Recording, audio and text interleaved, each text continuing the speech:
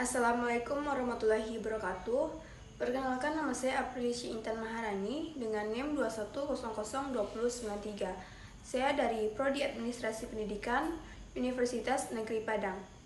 Di sini seperti biasa saya akan mengerjakan tugas pada minggu ke-11 mata kuliah Manajemen Humas yang diampu oleh Bapak Hanif Al-Kadri dan Bu Lutfiani, yang dimana tugasnya yaitu kita diminta untuk menganalisa video yang telah disajikan sebelumnya.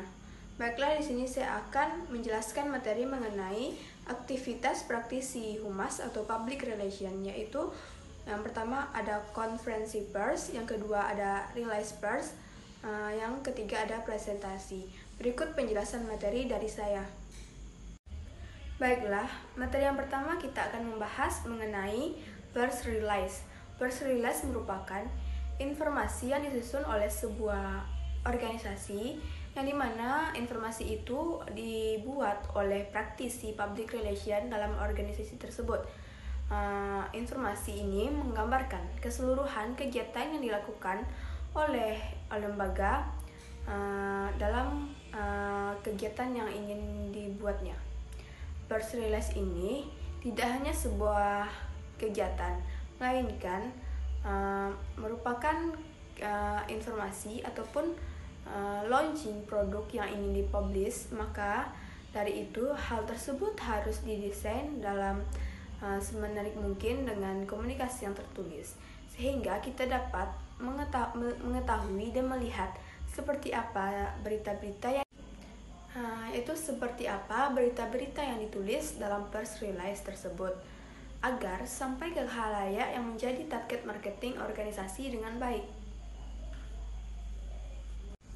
Salah satu kekuatan atau keterampilan yang harus dimiliki oleh praktisi public relation yaitu ketika ia bisa menguliti pers release menjadi suatu statement yang luar biasa dan dapat mencakup keseluruhan informasi suatu berita, sehingga menayangkan di media seperti di TV ataupun radio.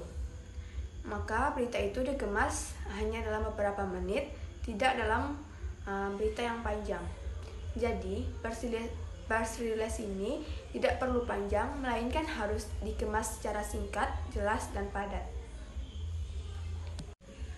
Pers release yang dibuat oleh praktisi public relation itu terdiri dari berbagai macam bentuk, yang salah satunya itu berbentuk berita, artikel, foto, video, yang kemudian dipublikasikan ke media massa. Adapun perbedaan pers release dengan berita, yaitu berita merupakan tujuan untuk menginformasikan suatu informasi dan untuk mendidik, membimbing segala suatu perkembangan di masyarakat. Sedangkan siaran pers atau pers release merupakan tidak hanya bertujuan untuk memberikan informasi, namun lebih membina dan menemukan sikap hingga pendapat dan penilaian yang baik dari masyarakat terhadap lembaganya.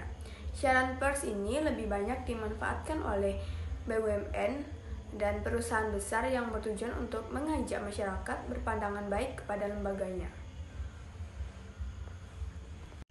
Adapun cara-cara yang harus diperhatikan dalam mengelola siaran pers oleh media. Yang pertama yaitu siaran pers harus dibuat dengan apa adanya. Yang kedua, siaran pers ditulis oleh media dengan format berita, tapi tidak mengurangi isi berita yang ditampilkan. Yang ketiga, di pembuatan siaran pers harus dipadatkan jika susunannya berkepanjangan. Yang terakhir yaitu pengumuman tidak boleh lebih dari 1 halaman. Adapun hal yang perlu dipertimbangkan dalam pers release yaitu target yang jelas, informasi baru, dapat mempengaruhi masyarakat, media apa yang dipakai untuk mencapai target tersebut. Adapun hal-hal lain yang harus diperhatikan dalam penulisan siaran pers yaitu yang pertama, adanya kejelasan subjek. Dan penulisan subjek tidak boleh di awal kalimat, melainkan harus di tengah ataupun di ujung kalimat. Yang kedua yaitu paragraf pertama berisi rangkuman, bertujuan untuk mempermudah para pembaca mencari inti dari informasinya. Pembuatan siaran pers diperlukan fakta dan daya tarik yang menarik hingga penyampaiannya harus sesegera mungkin dan langsung ke meja redaksi. Baiklah, untuk materi yang kedua kita akan membahas mengenai konferensi pers. Konferensi pers merupakan kegiatan yang mengundang jurnalis untuk mencatat berita yang kita sampaikan, atau disebut juga sebagai suatu cara yang diadakan untuk menyampaikan informasi serta menjawab pertanyaan dari media. Dan sebagai narasumber di acara tersebut, maka kita harus siap menjawab semua pertanyaan publik. Konferensi pers ini dihadiri oleh perwakilan lembaga. Konferensi pers biasanya dilakukan oleh pemerintah, politikus, selebritis, studio film, organisasi komersial untuk mempromosikan produk terbarunya. Adapun tujuan utama dari diadakannya konferensi pers ini yaitu untuk mewujudkan keinginan Pemrakarsa dalam menyampaikan pertanyaan ataupun informasi mengenai lembaganya. Dengan cara mengundang media massa agar datang dan berita yang disampaikan oleh lembaga tadi dapat diliput dan tersebar luas ke seluruh wilayah. Adapun langkah-langkah yang harus diperhatikan dalam menjaga kelancaran acara konferensi pers ini, yang pertama yaitu kita harus memilih hari yang tepat. Yang kedua, kita undang media massa yang dikenal luas ataupun sudah terkenal lama. Yang ketiga, kita harus menentukan tempat dan waktu yang cocok. Yang keempat, kita menentukan kunci informasi yang ingin disampaikan. Yang kelima, kita akan menunjukkan juru bicara yang pandai berpublic speaking sehingga dapat meyakinkan para publik yang akan mendengar berita tadi. Langkah selanjutnya, kita harus taat pada rundown yang ada. Dan yang terakhir yaitu evaluasi.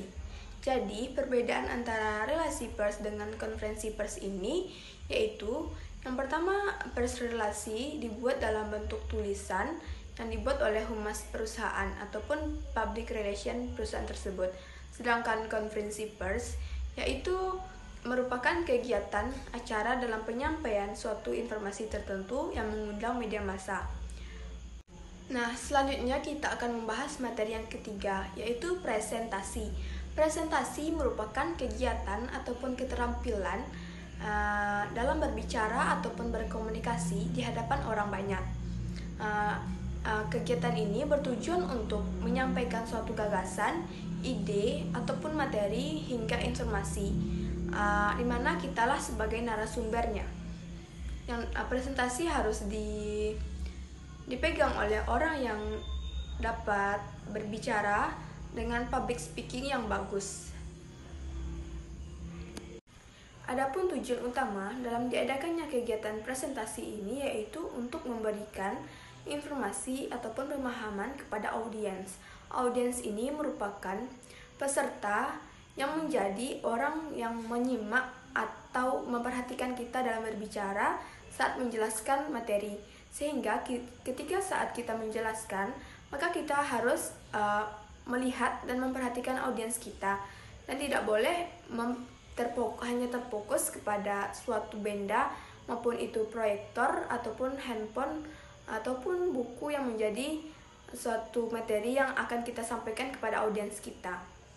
Jadi, tujuan akhir dari presentasi ini yaitu agar membuat para audiens kita ini paham dengan apa yang kita sampaikan. Struktur presentasi haruslah kuat agar mudah untuk dipahami dan diikuti oleh para audiens kita. Baiklah, sekian penjelasan materi mengenai aktivitas praktisi humas ataupun public relation, yaitu konferensi pers, relasi pers, dan presentasi. Mungkin hanya itu yang dapat saya jelaskan. Sampai jumpa di minggu selanjutnya. Saya akhiri, wabillahi taufik walhidayah. Wassalamualaikum warahmatullahi wabarakatuh.